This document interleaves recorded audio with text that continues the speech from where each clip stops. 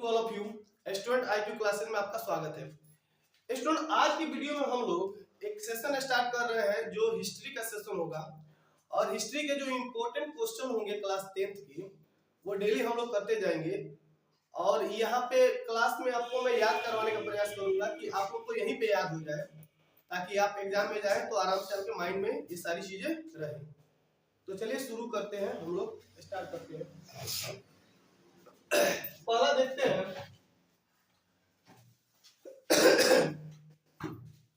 कि यूरोप में राष्ट्रवाद जो हम लोग का फर्स्ट चैप्टर है उसके बारे में देखते हैं। एक शब्द आता है जिसका नाम है घेंटो। देखिएगा, सब किसी का ध्यान बोर्ड पे होना चाहिए। ये घेंटो क्या है? तो देखिए, क्वेश्चन पूछेगा कि घेंटो से आप क्या समझते हैं। तो यह शब्द मध्य यूरोपीय देशों में यहूदी बस्तियों के लिए प्रयोग किया जाता था। यानी घेंटो शब्द किसके लिए प्रयोग किया जाता था? तो मध्य एशिया में, मध्य यूरोपीय देशों में यहूदी बस्ती को लिए प्रयोग किया जाता था। कौन चीज? घेंटो शब्द। तो क्वेश्चन आएगा घेंटो क्या है? तो यह यहूदी बस्तियों के लिए क्या किया जाता था? तो प्रयोग किया जाता था। कब? मध्य यूरोपीय देशों में। मध्य यूरोपीय देशों में यह किसके लिए प्रयोग किया जाता था? तो यहूदी बस्तियों के लिए प्रयोग किया जाता था। आज की भाषा में यह एक धर्म, प्रजाति या सम्मान पहचान वाले लोगों को दर्शाती है। आज की बात करें तो यह किसको दर्शाती है? तो धर्म, प्रजाति या सम्मान पहचान वाले लोगों को दर्शाती है। घेंटोकरण का मतलब मिश्रित व्यवस्था के स्थान पर एक सामुदायिक व्यवस्था थी। घेंटोकरण क्या थी? मिश्रित व्यवस्था के स्थान पर एक सामुदायिक व्यवस्था थी जो सामुदायिक दंगों को देशी रूप देती थी। यानी इसमें के जो लोग होते थे ना, वे एक ही समूह के होते थे, जिससे पता चलता था कि वे लोग इस समूह के हैं लोग। समझ रहे हो? तो ये हुआ घेंटो का। तो घेंटो क्या है? तो ये मध्य यूरोपीय देशों में यह यहूदी बस्ती को प्रयोग किए जाते थे। आज के समय में जाति धर्म समझ लीजिए इसको, है ना। ये सब चीजें याद रखना है घेंटो के बारे में। अगर कोई पूछे घेंटो के बारे में जानते हैं तो हाँ जानते हैं, ठीक है ना। यह यहूदी बस्तियों के लिए सब प्रयोग किया जाता था। आप लोग इससे वाकिफ है, मेजनी से वाकिफ है। यंग इटली, यंग यूरोप की स्थापना मेजनी ने ही की थी। मेजनी इटली में राष्ट्रवादी के गुप्त दल कार्बोनरी का सदस्य था। तो ये तो एक नंबर पॉइंट हो जाएगा कि मेजनी कार्बोनरी दल का सदस्य था। और ये इसका संबंध कहां से था? तो इटली से था। तो मेजनी कौन था? तो मेजनी का संबंध इटली से था। इसका संबंध कार्बोनरी दल से था। वह सेनापति होने के साथ साथ गणतांत्रिक विचारों का समर्थक एवं साहित्यकार था। ये तो याद रहेगा ना कि यह सेनापति भी था और सेनापति होने के साथ साथ क्या था? तो गणतांत्रिक विचारों का समर्थक और साहित्यकार था। 1830 ईस्वी में अब इतना नहीं लिखना है, अगर 5 नंबर तो लिखना है, वरना इतना तो काम चल जाएगा हमारा। बस हो गया, 2 नंबर में लिखना है तो इतना तो काम चल जाएगा। बस आगे चलिए, ज्यादा दिमाग नहीं लगाना है, बस हमको काम से मतलब है। जितना हम 2 नंबर में लिख पाए उतना हमको चाहिए। गैरिबाल्डी के कार्यों के बारे में चर्चा कर रहा है, ठीक है ना। तो इतिहास गैरिबाल्डी को इटली के एकीकरण के क्रम में दक्षिणी इटली रियासतों का एकीकरण करने हेतु याद करता है। गैरिबाल्डी का संबंध भी इटली से ही था, लेकिन वह दक्षिणी इटली से ज्यादा संबंध रखता था। तो याद रखिएगा, गैरिबाल्डी ने भी इटली के एकीकरण में काफी ज्यादा भूमिका निभाई। तो गैरिबाल्डी के कार्य के बारे में आएगा तो कहिएगा इसने दक्षिणी इटली के एकीकरण में बहुत ज्यादा महत्वपूर्ण भूमिका निभाई थी गैरिबाल्डी ने। प्रारंभ में वह मेजनी के विचारों का समर्थक था। शुरू में वह मेजनी के विचारों का समर्थक था। मेजनी से इसको विचार मिलता था, ठीक है ना। लेकिन बाद में एक काउंट काबूल से प्रभावित होकर वह संवैधानिक राजतंत्र का पक्षधर बन गया। उसने वह राजतंत्र का पक्षधर बन गया कि राजतंत्र भी अच्छा है लेकिन संवैधानिक होना चाहिए, संविधान के मुताबिक होना चाहिए। ये गैरिबाल्डी के विचार थे। तो प्रारंभ में वह मेजनी के विचारों का समर्थक था। बाद में काबूल से प्रभावित होकर वह संवैधानिक राजतंत्र का क्या बन गया? तो पक्षधर बन गया। इतना तो लिखा ही जाएगा आप लोगों से। गैरिबाल्डी ने इटली के एकीकरण में काफी ज्यादा महत्वपूर्ण भूमिका निभाई। उसने दक्षिणी इटली के एकीकरण करने का प्रयास किया। प्रारंभ में वह मेजनी के विचारों का समर्थक था। बाद में काउंट से प्रभावित होकर वह संवैधानिक राजतंत्र का पक्षधर बन गया। गैरिबाल्डी पेशे से एक नाविक था। अब ये भी क्वेश्चन याद रखिए, ऑब्जेक्टिव भी पूछ सकता है कि गैरिबाल्डी पेशे से क्या था, तो नाविक था, ठीक है ना। उसने कर्मचारियों तथा स्वयं सेवकों की सशस्त्र सेना का गठन कर इटली के प्रांत सिसिली तथा नेपल्स पर आक्रमण पर विजय प्राप्त की। उसके जो भी कर्मचारी थे उनसे मदद लेकर और अपने स्वयं से सेवकों का एक सेना बनाकर इसने इटली के प्रांत सिसिली तथा नेपल्स पर आक्रमण कर दिया, जो किसी राजा के अधीन था, जो किसी के अधीन था, तो उसको छुड़वाया इसने गैरिबाल्डी ने। उसके बाद यह विक्टर इमैनुअल से मिला और दक्षिण इटली में जीते गए संपूर्ण क्षेत्र एवं संपत्ति को उसे सौंप दिया, और जो भी जीता था उसको वहां के राजा को क्या किया, तो सौंप दिया, क्योंकि यह इटली के एकीकरण करना चाहता था। इसकी जीवनी को लिखा है हमारे यहाँ के लाला लाजपत राय ने, है ना, समझ रहे ना। चलिए गैरिबाल्डी की जीवनी को ये आगे चलिए। अब यहाँ पे क्वेश्चन आता है कि यूरोप के राष्ट्रवाद को फैलाने में नेपोलियन बोनापार्ट किस तरह सहायक हुआ। देखिए, यूरोप के राष्ट्रवाद में नेपोलियन का नाम जो आता है बहुत ही गिने चुने लोगों में आता है। नेपोलियन अपने आप में एक अथाह शक्ति था, यह तानाशाही था। नेपोलियन के बारे में लिखने के लिए आ जाए तो आप लोग नेपोलियन के बारे में लिखिएगा, मैं कुछ बातें बता देना, ध्यान दीजिएगा। एक नंबर तो अगर आप एग्जाम देने बोर्ड का जा रहे हैं तो आपको लिखना पड़ेगा, ये एक लाइन नहीं कहते हैं, इसी को न्यूटन का नियम कहते हैं। तो याद रखिएगा कि यूरोप में राष्ट्रवाद को फैलाने में नेपोलियन की महत्वपूर्ण भूमिका थी। एक लाइन तो यही हो गया जिससे आपका कॉपी भरा हुआ लगेगा। तो यूरोप में राष्ट्रवाद फैलाने में नेपोलियन की महत्वपूर्ण भूमिका थी। उसने इटली और जर्मनी के राज्यों को भौगोलिक नाम की परिधि से बाहर कर दिया तथा उसे वास्तविक राजनीतिक रूपरेखा प्रदान की, जिससे एक इनके एकीकरण का मार्ग प्रशस्त हुआ। Very good. नेपोलियन ने एक बहुत ही अच्छा काम किया। एक फिल्म हम देखे थे जोकर, जो अक्षय कुमार का है, वो जाता है तो वहां के गांव को कोई नहीं जानता है ना, लेकिन जब वो कहता है कि हम यहाँ पे फैक्ट्री लगाना चाहते हैं तो वो कह रहा है हमारे क्षेत्र में पड़ता है, हमारे क्षेत्र में पड़ता है, सब कोई लगा करे वो तो हमारे क्षेत्र में पड़ता था। लेकिन जब वो शुरू में गया तो कहता था हमारे क्षेत्र में ये नहीं पड़ता है, हमारे क्षेत्र में ये नहीं पड़ता है। तो यही काम किया किसने, नेपोलियन ने, कि जिस देश को, जिस जगह को कोई नहीं जानता था, नेपोलियन ने पहले पूरे वहां से भौगोलिक परिधि से बाहर निकाल के पूरी दुनिया से क्या करा दिया, अवगत करा दिया कि यह यहाँ पे एक राज्य है, इसके बारे में जानो, ये तुम्हारे ही देश में है। यह सब काम किसने किया, नेपोलियन ने किया। तो यहाँ पे याद रखिएगा यूरोप में राष्ट्रवाद में नेपोलियन की महत्वपूर्ण भूमिका थी। उसने इटली और जर्मनी के राज्यों को भौगोलिक नाम की परिधि से बाहर निकालकर, इटली तथा जर्मनी को भौगोलिक नाम की परिधि से बाहर निकाल दिया, बाहर निकालकर और उसको वास्तविक राजनीतिक रूपरेखा प्रदान की, जिससे उनके एकीकरण का मार्ग प्रशस्त हुआ, वरना उसका एकीकरण कभी संभव हो ही नहीं सकता था। ये तो नेपोलियन की देन थी कि इसने पूरे विश्व में बता दिया कि इटली और जर्मनी है और उनका एकीकरण करना होगा। भौगोलिक परिधि से क्या कर दिया, तो बाहर निकाल दिया, ठीक है ना। तो याद रहेगा कि नहीं रहेगा, उसने इटली और जर्मनी के राज्यों को भौगोलिक नाम की परिधि से बाहर कर उसे वास्तविक तथा राजनीतिक रूपरेखा प्रदान की, जिससे इटली का एकीकरण का मार्ग प्रशस्त हुआ।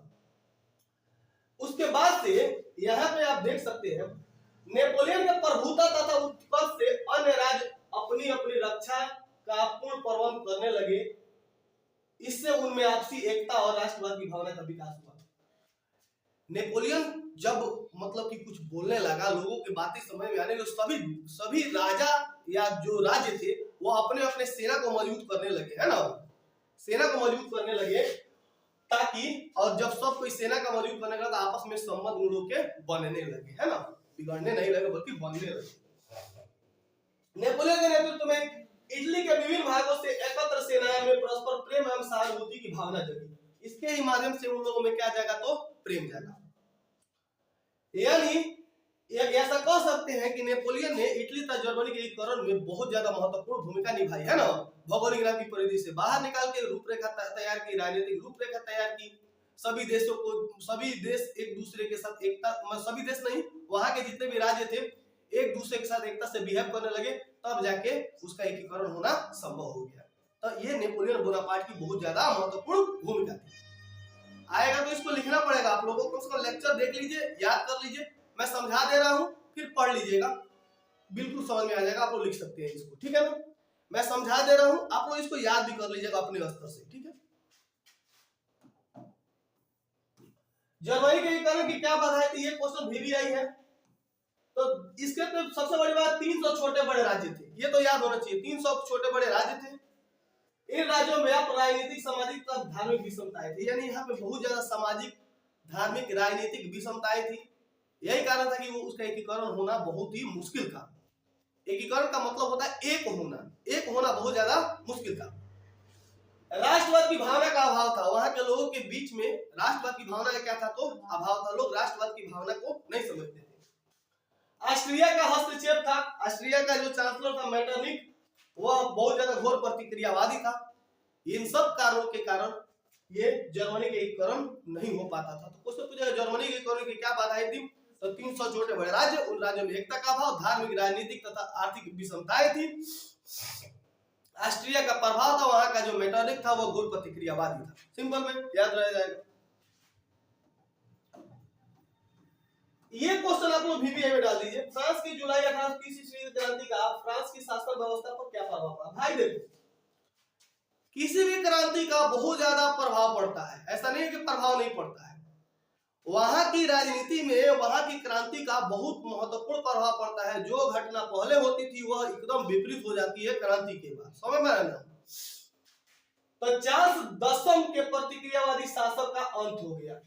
जो 1830 ईस्वी में जो राजा था चार्ल्स दसवां, उसका अंत हो गया, ठीक है ना। उसका क्या हो गया, तो अंत हो गया। बुर्बो वंश के स्थान पर कौन वंश आ गया, तो आर्लेस वंश की स्थापना हुई 1830 ईस्वी क्रांति के बाद, ठीक है। तो 1830 ईस्वी क्रांति के बाद बुर्बो वंश के स्थान पे आर्लेस वंश का शासन आ गया। चार्ल्स दसवां का पूर्णतः क्या हो गया, अंत हो गया। इस वंश के शासक ने उदारवादियों तथा पत्रकारों के समर्थन से सत्ता हासिल की थी, अतः इन्हें तरजीह दी गई, यानी उन्हें मान्यता दी गई, उन्हें थोड़ा सा हक दिया गया, क्योंकि वहां के पत्रकार से मिलकर और वहां के उदारवादियों यानी वहां के लोगों से मिलकर, है ना, इन लोगों ने सत्ता हासिल की थी आर्लेस वंश ने, ठीक है ना। तो बताइए 1830 ईस्वी क्रांति का क्या प्रभाव पड़ा, तो बुर्बो वंश के स्थान पर आर्लेस वंश का शासन हुआ। चार्ल्स दसवां का अंत हो गया। उसके बाद से आर्लेस वंश जो शासन कर रहा था वह पत्रकारों से, उदारवादियों से मिलकर शासन कर रहा था। तो एक अच्छा मतलब की शासन था, ठीक है। उसके बाद अगला क्वेश्चन देखिएगा लोग। अगला क्वेश्चन है समाजवाद और साम्यवाद। समाजवाद और साम्यवाद को हम आते हैं। देखिए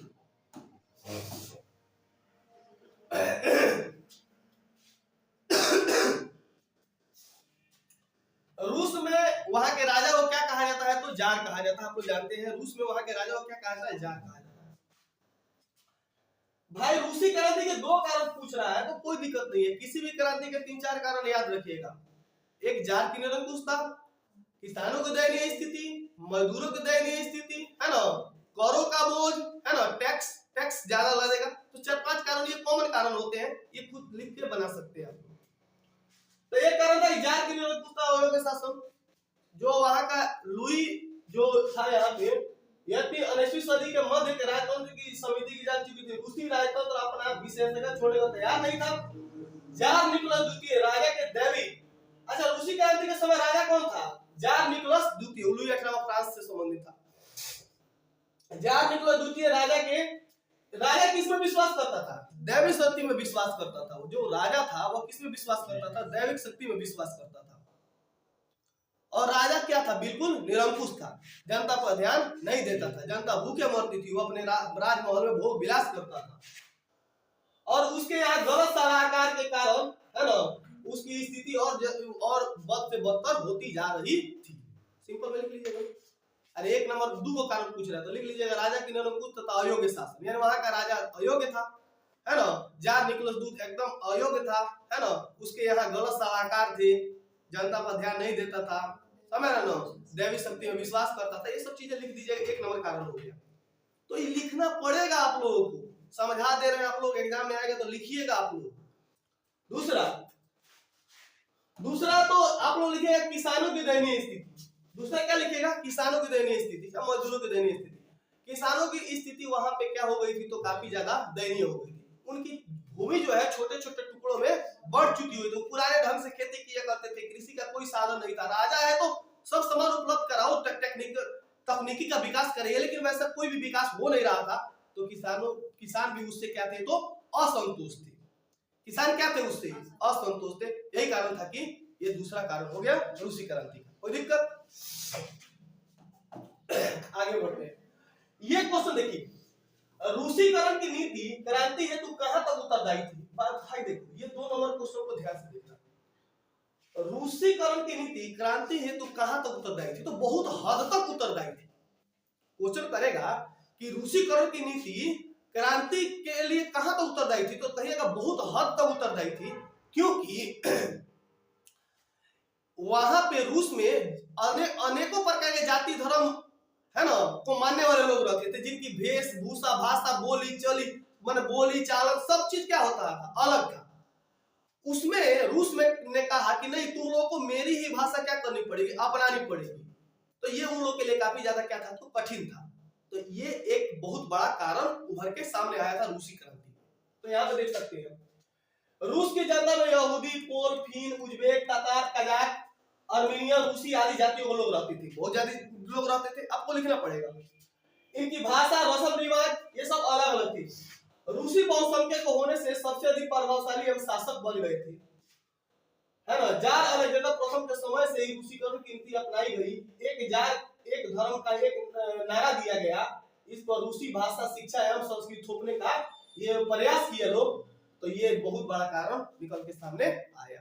वहां के बहुत सारे अनेक प्रकार के जाति रहती थी, उनकी भाषा, रस्म रिवाज सब चीज एक था। लेकिन रूस का जो राजा था, जार निकोलस द्वितीय, उसने कहा कि नहीं, एक जार और एक धर्म होना चाहिए। अब कहां से आएगा? कोई धर्म के नाम पर जो जिस धर्म को मानता है वो अपना धर्म मानेगा। तुम कौन होते हो, मतलब राजा होते तो कुछ भी कह दो वो मान लेगा। यहाँ तक बहुत ज्यादा जनता ने क्या कर दी, तो क्रांति की थी। तो ये रूसीकरण की नीति थी। क्वेश्चन कहेगा रूसीकरण की नीति क्या थी? तो रूस में अनेकों जाति, धर्म, समाज, रस्म रिवाज इत्यादि लोग रहते थे, जिनकी भाषा, वेशभूषा सब चीज अलग था। रूस के राजा ने उन पर अपना धर्म लादने का प्रयास किया, जिस पर वहां के लोग क्या हो गए, उससे क्या हो गए, नाराज हो गए, और क्रांति के लिए वो लोग भी उतारू हो गए। बस इतना आप लोगों को लिख देना है, ठीक है। नई आर्थिक नीति किसके द्वारा दी गई है? लेनिन के द्वारा 1924 में, 1921 में, 1921 में। लेनिन की मृत्यु कब हुई थी? 1924 में। लेनिन की मृत्यु हुई थी 1924 में। कोई दिक्कत? तो नई आर्थिक नीति, जिसको एनईपी कहा जाता है, न्यू इकोनॉमिक पॉलिसी, एनईपी कहा जाता है, न्यू इकोनॉमिक पॉलिसी कहा जाता है। नई आर्थिक नीति मार्क्सवादी सिद्धांतों के साथ समझौता थी। कैसे? देखो, नई आर्थिक नीति में कुछ बातें ऐसी थी जो समाजवाद से दूर तथा पूंजीवाद के निकट थी। यानी यह समाजवाद से दूर थी और पूंजीवाद से निकट है। जबकि मार्क्स कह रहा है कि कार्ल मार्क्स ने जो नई आर्थिक नीति दी थी ना, वह लेनिन की नीति से अलग थी। तो उसके साथ समझौता थी। कैसे? तो देखो, कुछ बातें ऐसी थी जो समाजवाद से दूर तथा पूंजीवाद के निकट थी। जैसे किसान अपने अधिवेश उत्पाद का मनचाहा इस्तेमाल कर सकता था। केवल सिद्धांत जमीन राज्य की थी, जो व्यवहारता किसान की हो गई। 20 से कम कर्मचारी वाले उद्योगों को व्यक्तिगत रूप से चलाने का अधिकार मिल गया। ये सब चीजें लिखने पड़ेगी कि 20 से कम कर्मचारी वाले उद्योगों को व्यक्तिगत रूप से चलाने का अधिकार मिल गया। उद्योगों के विकेंद्रीकरण कर दिया गया तथा निर्णय और क्रियान्वयन के बारे में काफी छूट दी गई। अब नई मार्क्सवादी आर्थिक नीति मिश्रित अर्थव्यवस्था पर आधारित थी। ये कैसी, किस पर आधारित थी? तो मिश्रित अर्थव्यवस्था।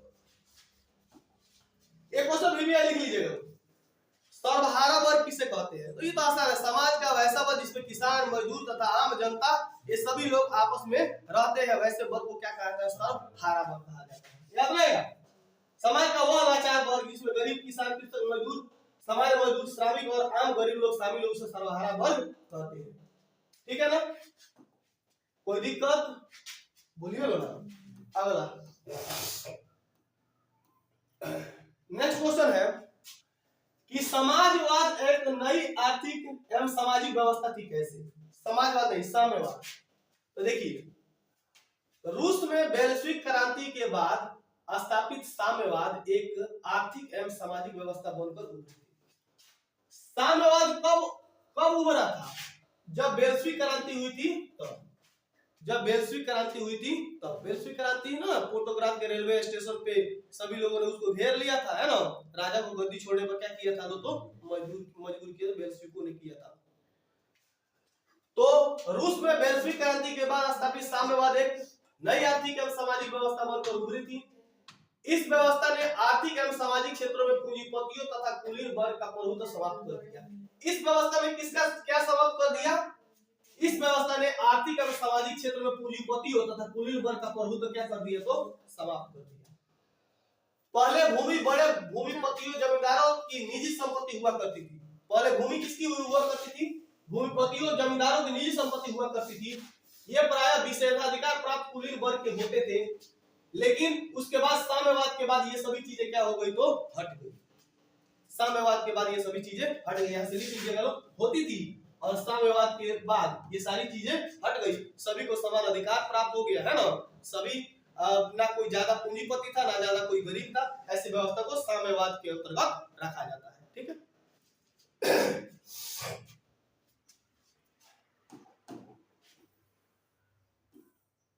देखो, प्रथम विश्व युद्ध में रूस की पराजय ने क्रांति का मार्ग प्रशस्त किया कैसे? ये बड़ी अच्छा क्वेश्चन है।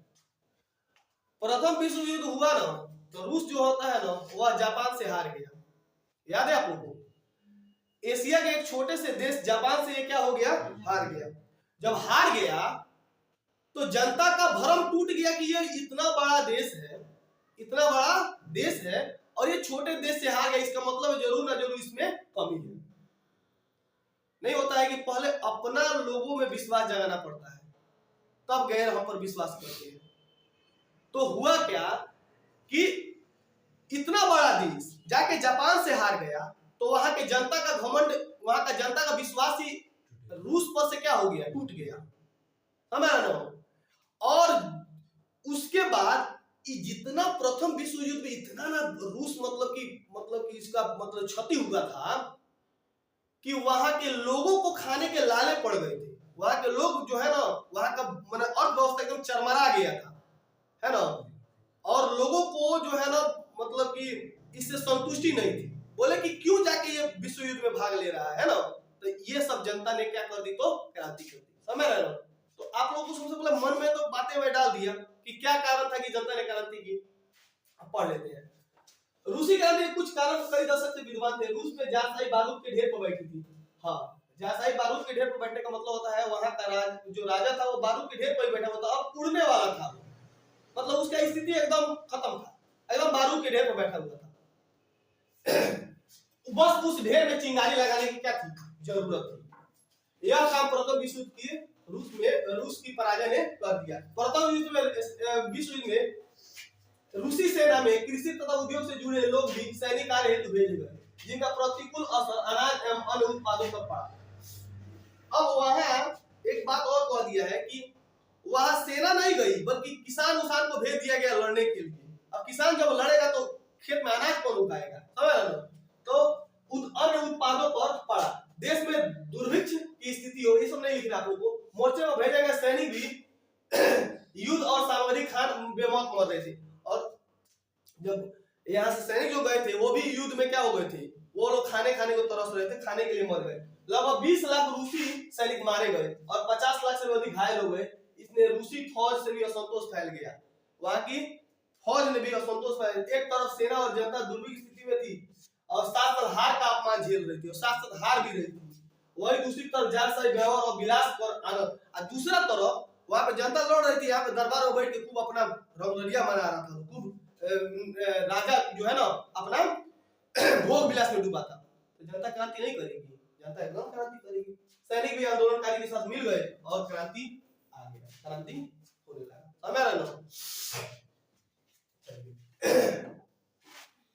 भाई देखो, एक क्वेश्चन पूछा है कि क्रांति से पूर्व किसानों की स्थिति कैसी थी? भाई क्रांति से पहले दयनीय रहेगी और क्रांति के बाद क्या हो जाएगी? सुधर जाएगी। सिंपल में याद रखिएगा। अब आप किस चीज की मांग कीजिए, आपकी मांग पूरी हो जाएगी तो फिर थोड़ा लड़िएगा यार। तो क्रांति से पूर्व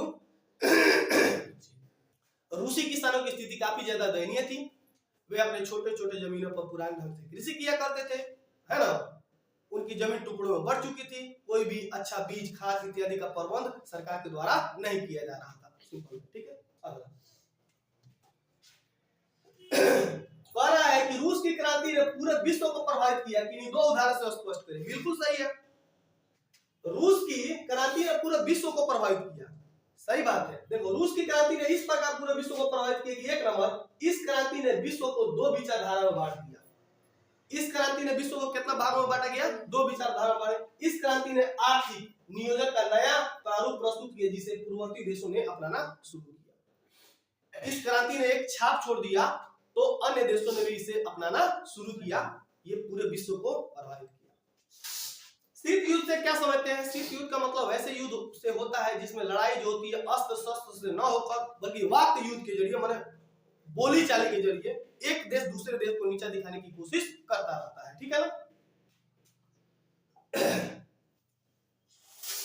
खूनी रविवार क्या था? देखो, अगर आप लोगों को कुछ नहीं आता है तो सिंपल में लिखेगा खूनी रविवार, यानी रविवार को खून हुआ होगा। खून किस दिन हुआ होगा? रविवार को दिन हुआ होगा, यानी वह दिन कौन होगा? रविवार हुआ होगा। तो हुआ क्या था कि 9 जनवरी 1905 ईस्वी को, है ना, रूस जापान के युद्ध में रूस क्या हो गया? जापान से हार गया। जब जापान से हार गया तो वहां की जनता जो थी वह रोटी दो का नारा लगाते हुए सेंट पीटर्सबर्ग के महल के ओर जा रही थी, और वहां का जो राजा था, जार था, वो जनता पर क्या बरसा दिया? गोलियां बरसा दिया।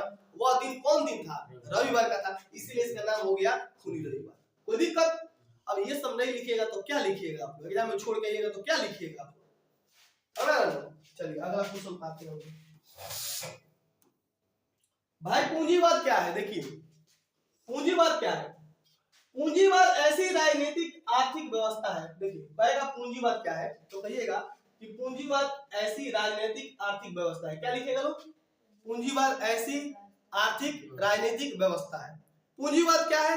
तो पूंजीवाद ऐसी आर्थिक राजनीतिक व्यवस्था है जिसमें निजी संपत्ति तथा निजी लाभ की अवधारणाओं को मान्यता दी जाती है। जिसमें निजी संपत्ति यानी अपना प्राइवेटीकरण, पूंजीवाद का मतलब क्या होता है? प्राइवेटीकरण, माने अपना निजी संपत्ति तथा निजी लाभ की क्या दी जाती है? अवधारणा दी जाती है। जैसे कि हम कोई फैक्ट्री खोले हैं तो उसमें निजी लाभ कमा रहे हैं, निजी हमारी पूंजी लगी है, तो इसकी ज्यादा अवधारणा दी जाती है। लेकिन समाजवाद इससे क्या होता है? अलग हटके होता है। समाजवाद में निजी चीज को नहीं देखा जाता है, पूंजीवाद में निजी चीज को देखा जाता है। समझ रहे ना? तो जिसमें निजी संपत्ति तथा निजी लाभ की अवधारणा को मान्यता, यह सार्वजनिक क्षेत्र में विस्तार एवं आर्थिक गतिविधि में सरकारी हस्तक्षेप का विरोध करती है। पता है, सरकार हमारे में हस्तक्षेप नहीं करे, सरकार हमारे में हस्तक्षेप नहीं करे, तो ये है पूंजीवाद की व्यवस्था। यह एक क्या है? तो ऐसी राजनीतिक आर्थिक व्यवस्था है जिसमें निजी संपत्ति तथा निजी लाभ की अवधारणा को मान्यता दी जाती है। यह सार्वजनिक क्षेत्र में विस्तार एवं आर्थिक गतिविधि में सरकारी हस्तक्षेप का विरोध करती है। समझा दिए, याद कर लीजिएगा, लिख लीजिएगा, इसको उतार लीजिएगा, ठीक है ना। अक्टूबर क्रांति क्या है? तो इसको वैश्विक क्रांति भी कहा जाता है। कहेगा अक्टूबर क्रांति क्या है तो इसको वैश्विक क्रांति भी कहा जाता है, ठीक है ना, क्योंकि ये वैश्विकों के द्वारा की गई थी, है ना। तो वैश्विकों के द्वारा की गई थी तो इसे वैश्विक क्रांति भी कहते हैं और अक्टूबर क्रांति भी कहते हैं, दोनों कहते हैं, तो कंफ्यूज नहीं होना है। 7 नवंबर 1917 को जब भारत में सत्याग्रह चल रहा था, उस समय की बात है। 7 नवंबर 1917 को वैश्विक ने, जहां वहां के वैश्विकों ने फोटोग्राफ, कहां के? फोटोग्राफ के रेलवे स्टेशन, बैंक, डाकघर, टेलीफोन केंद्र, कचहरी, कोर्ट कचहरी तथा अन्य सरकारी भवनों पर क्या कर लिया? अधिकार कर लिया। यानी वहां की जनता ने जाकर क्या कर लिया? अधिकार कर लिया। करेंसी की जो वहां की सरकार थी भाग गया और शासन का बागडोर बेल्सिको के हाथ में आ गई, जिसका अध्यक्ष किसको बनाया गया? लेनिन को बनाया गया। इस क्रांति को वैश्विक क्रांति या नवंबर क्रांति कहते हैं, ठीक है। इस क्रांति को वैश्विक क्रांति या नवंबर क्रांति कहते हैं। इसे अक्टूबर की क्रांति भी कहा जाता है क्योंकि पुराने कैलेंडर के अनुसार 25 अक्टूबर 1917 ईस्वी को यह घटना घटी। तो अक्टूबर क्रांति, नवंबर क्रांति या वैश्विक क्रांति, इसे तीनों क्रांति के नाम से जानते हैं। तो कंफ्यूजन नहीं ना होगा, अक्टूबर, वैश्विक, नवंबर एक ही बात है, क्योंकि पुराने कैलेंडर के अनुसार 25 अक्टूबर 1917 को यह घटना घटी। कि बेल्सिको ने पोर्टोग्राफ के रेलवे स्टेशन, बैंक, डाकघर, कचहरी, कोर्ट इत्यादि पर अधिकार कर लिया। करेंसी की सरकार वहां से भाग गया। वहां की शासन व्यवस्था किसके हाथ में आ गई? लेनिन के हाथ में आ गई। लेनिन को वहां का राजा बनाया गया है ना, और इसी ने नई आर्थिक नीति दी थी लेनिन ने। मृत्यु कब हुआ था लेनिन का? अगला क्वेश्चन, समाजवाद की क्या विशेषता थी? देखो भाई, पूंजीवाद से अलग हटके कौन होता है? समाजवाद। क्योंकि पूंजीवाद में निजी धन को मतलब कि ज्यादा प्राइवेटीकरण किया जाता है, लेकिन समाजवाद में किसको दिया जाता है? समाज को ज्यादा महत्व दिया जाता है। देखो, समाजवाद को उदय का कारण औद्योगिक क्रांति थी। हालांकि ऐतिहासिक दृष्टि से समाजवाद का विकास दो चरणों में हुई। मार्क्स के पूर्व का समाजवाद और मार्क्स के बाद का समाजवाद। यूरोपीय समाजवाद पुराना था। यूरोपीय समाजवाद क्या था? पुराना था। यह समाजवादी आदर्शवादी होते थे। यह समाजवाद कल्पनाकीय होता था। समाजवाद में लोग के नाम ऐसे सिंपल में लिखेगा। समाजवाद का मतलब होता है कि समाज को ज्यादा महत्वपूर्ण भूमिका देना। इसमें निजी संपत्ति को उतना लाभ नहीं दिया जाता है जितना समाज को ज्यादा प्रायोरिटी दी जाती है। ठीक है ना? तो ये समाजवाद है। अगला चैप्टर 3 नंबर चैप्टर देखते हैं हम लोग कि हिंद चीन में राष्ट्रवादी आंदोलन। हिंद चीन का मतलब होता है हिंदुस्तान और चीन दोनों का प्रभाव जिस देश पर हो उसे क्या कहा जाता है? हिंद चीन कहा जाता है। मान लो यहाँ पे हिंदुस्तान है, यहाँ पे चीन है, और यहाँ पे एक देश है। इस देश पर दोनों का प्रभाव है, तो इस देश को क्या कहा गया? हिंद चीन कहा गया है ना। ठीक है ना? तो हिंद चीन का अर्थ क्या होता है? तो ये लगभग कितना किलोमीटर में है ना, वो शुरू में दिया है ना कि जिसमें वियतनाम, लाओस और कंबोडिया के क्षेत्र आते हैं, उसे हिंद चीन के नाम से जाना जाता है।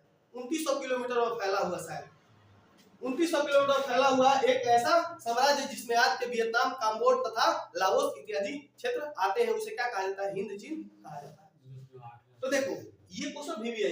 ये क्वेश्चन क्या है? VVI। मैं इसको समझा रहा हूँ, सिर्फ आप लोग समझना है। देखिए, एक तरफा अनुबंध व्यवस्था क्या थी? तो कहिएगा, एक तरफा अनुबंध व्यवस्था एक प्रकार की बधुआ मजदूरी थी। क्या थी? बधुआ मजदूरी। बधुआ मजदूरी का मतलब होता है जैसे कि आपको हम कहे कि हमारे साथ चलो, है ना, और हम तुमको 5000 रुपया देंगे पर महीना, और वहां पे ले जाके आपसे दिन भर काम कराए, है ना, और 5000 रुपया दे, तो उसको क्या कहा जाता है? बधुआ मजदूरी कहा जाता है। भले आपसे हम 1 लाख रुपया महीना कमाए, लेकिन आपको कितना देंगे? 5000 देंगे, तो उसको क्या कहा जाता है? बधुआ मजदूरी कहा जाता है। और ज्यादातर हमारे यहाँ के लोग होते थे, चंपारण के, बिहार, उत्तर प्रदेश इत्यादि के लोग जाते थे कहाँ पे? बधुआ मजदूरी में कमाते थे। हमारा देखो, एक तरफा अनुबंध व्यवस्था एक प्रकार की बधुआ मजदूरी थी। क्या थी? कोई पूछेगा एक तरफा अनुबंध व्यवस्था क्या थी, तो कहिएगा एक तरफा अनुबंध व्यवस्था एक प्रकार की बधुआ मजदूरी थी, है ना। नहीं कहता हम बधुआ मजदूर है कहा, हमारा ना एक प्रकार क्या थी? बधुआ मजदूरी थी। इस मजदूरों को कोई हक प्रदान नहीं था। मजदूरों को कोई हक प्रदान नहीं, पूरा का पूरा हक किसको प्रदान था? मालिक को। इनको कहां पे ले जाता है? रबर बागानों की खेती एवं खानों में मौजूद से एक तरफा अनुबंध व्यवस्था पर काम लिया जाता था। कोई दिक्कत? लिखा जाएगा कि बधुआ मजदूरी थी, इसमें किसानों, इसमें मजदूरों को कोई हक प्रदान नहीं था, मालिक को असीमित हक प्रदान थे। इनको चाय बागानों में इत्यादि में ले जाया जाता था और मनचाहा इनका उपयोग किया जाता था। अगला क्वेश्चन है हिंद चीन। तो देखो, 2.8 लाख वर्ग किलोमीटर में फैले उस प्रायद्वीपीय में क्षेत्र से जिसमें आज के वियतनाम, लाओस और कंबोडिया के क्षेत्र आते हैं। इसकी उत्तरी सीमा म्यांमार एवं चीन को छूती है। उत्तरी सीमा किसको छूती है? उत्तरी सीमा किसको छूती है? चीन और म्यांमार को छूती है। और दक्षिण में चीन सागर है। दक्षिण में क्या है? चीन सागर। दक्षिण में चीन सागर, इधर चीन और म्यांमार है ना। उत्तर, दक्षिण, पूर्व, पश्चिम। तो 2.8 लाख वर्ग किलोमीटर में फैले उस प्रायद्वीपीय क्षेत्र से है जिसमें आज के वियतनाम, लाओस और कंबोडिया के क्षेत्र आते हैं। इसकी उत्तरी सीमा म्यांमार और चीन को छूती है और दक्षिण में क्या है? तो चीन सागर है। इसे क्या कहते हैं? तो हिंद चीन का मतलब यही होता है। ठीक है, आगे बढ़े। बाओदाई कौन था? बाओदाई अन्नाम का राजा था। याद रहेगा, बाओदाई कौन था? कहिएगा, बाओदाई अन्नाम का राजा था। कहाँ का राजा था? अन्नाम का राजा था। बाओदाई कौन था? बाओदाई अन्नाम का राजा था। देखो, अन्नाम का राजा था। देखो क्या हुआ इसके साथ। 1945 में वियतनाम गणराज्य बन जाने के कारण, वियतनाम जब गणराज्य बन गया तो 25 अगस्त 1945 को यह राज्य सियासत छोड़कर लंदन में बस गया। क्या हो गया? लंदन में 25 अगस्त 1945 को वह राज्य से छोड़कर लंदन में बस गया। 1949 में फ्रांस ने बाओदाई को सैनिक सहायता के साथ दक्षिण वियतनाम का शासक बना दिया। बाओदाई स्वयं की कमजोर स्थिति को जताता था। जेनेवा समझौते के बाद बाओदाई फ्रांस में ही रहता था। सिंपल में कहिएगा बाओदाई नाम का राजा था, है ना। जब क्या हुआ, वियतनाम का राज्य बन जाता है तो वह लंदन में जाकर शिफ्ट हो जाता है। फिर पुनः उसको लंदन से फ्रांस से बुलाया जाता है और ये फ्रांस में ही क्या होता है तो बस जाता है। सिंपल में लिख देना है। हुआ ए भाई देखो, हुआ आंदोलन की चर्चा करें तो हुआ आंदोलन एक प्रकार का धार्मिक और क्रांतिकारी आंदोलन था। क्या था? धार्मिक और क्रांतिकारी आंदोलन था, याद रखिएगा। जेनेवा समझौते के बाद दक्षिण वियतनाम में गृह कलह की स्थिति उत्पन्न हो गई। कब? कहिएगा जेनेवा समझौते के बाद दक्षिण वियतनाम में गृह कलह की क्या हो गई? तो समस्या उत्पन्न हो गई, गृह कलह की, है ना। तो एक आंदोलन प्रारंभ हुआ जिसे हुआ आंदोलन कहा जाता है, जिसका नेता था फांग हुई बुई चाउ, ऐसा ही में नाम था उसका, है ना। तो और ये देखो, हुआ आंदोलन के काफी आक्रामक हो जाने से नियो दिन दियम ने बड़ी क्रूरता से क्या किया तो दबाया। समझ रहे हो? तो ये इसको दबाया गया, तो इसको देख लीजिएगा, ये महत्वपूर्ण। तो कहिएगा हुआ आंदोलन एक बार धार्मिक और क्रांतिकारी आंदोलन था। इसमें है ना लोग जो है ना अपने मिट्टी तेल छिड़क लेते थे और जल जाते थे, है ना। अपने शरीर में मिट्टी तेल पेट्रोल छिड़क के जल जाते थे, है ना। जब काफी ज्यादा आक्रामक हो गया, बहुत ज्यादा मतलब कि लोग मरने लगे, तो ये आदमी नियो दिन दियम ने इसको क्या किया? बलपूर्वक दबा दिया। समझ रहे ना? देखो, एक हो चिन मार्ग, दो एक हो चिन मिन क्या है? देखो दो चीज पूछता है। एक कहता है हो चिन मिन, हो चिन मिन क्या है? तो एक लड़का के बारे में है। ये क्या है? एक लड़का के बारे में है। हो चिन मिन नाम का एक लड़का था। और कहेगा हो चिन मिन मार्ग क्या है? तो ये मार्ग का मतलब रास्ता, मार्ग का मतलब क्या होता है? रास्ता। तो हो चिन मिन के बारे में कहेगा तो अलग बात हो गई। हो चिन मिन एक प्रकार के व्यक्ति थे जिन्होंने चीन के माने हिंद चीन में कुछ अच्छा काम करने का प्रयास किया। तो ये चीज लिखेंगे। लेकिन कहेगा मार्ग से क्या समझते हैं? रास्ता से। तो कहिएगा हो चिन मार्ग हनोई से चलकर, कहां से चलकर? मान लो ये हनोई है, ये हनोई से यहाँ से चल दिया और ये यहाँ पे काम्बोडिया, है ना, लाओस, है ना, ये सब क्षेत्र से होकर क्या करता था? यहाँ तक दक्षिण वियतनाम तक पहुंचता था। तो कहिएगा कि हो चिन मार्ग, है ना, एक प्रकार ऐसा मार्ग था जो हनोई से चलता। मान लो ये हनोई है, ये हनोई है और ये चलकर ये कहां से? लाओस, यहाँ पे कौन चीज है? लाओस, यहाँ पे काम्बोडिया से चलकर ये कहां तक आता था? वियतनाम तक जाता था। समझ रहे हो? कोई दिक्कत? और इसमें सैकड़ों कच्ची पक्की सड़कें थी। सैकड़ों कच्ची पक्की क्या थी? सड़कें थी। सैकड़ों कच्ची पक्की सड़कें थी जिस पर अमेरिका कई बार बम गिरा चुका था। और अमेरिका कई बार क्या किया था? बम गिरा चुका था। लेकिन फिर भी यहाँ के जो राजा थी उसको तुरंत क्या कर देते थे लोग? ठीक कर देते थे, है ना। एक व्यापार का यह मार्ग था। कौन सी का मार्ग था?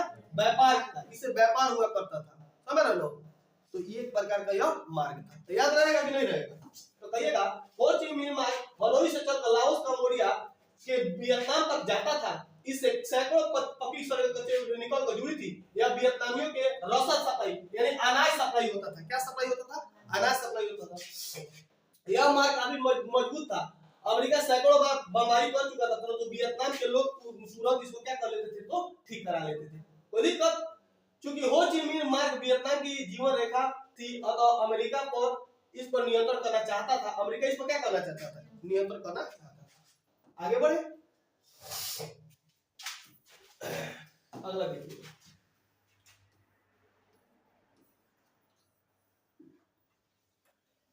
देखो, हिंद चीन में फ्रांसीसी प्रसार का वर्णन करें। देखो, हिंद चीन में बहुत लोग गए।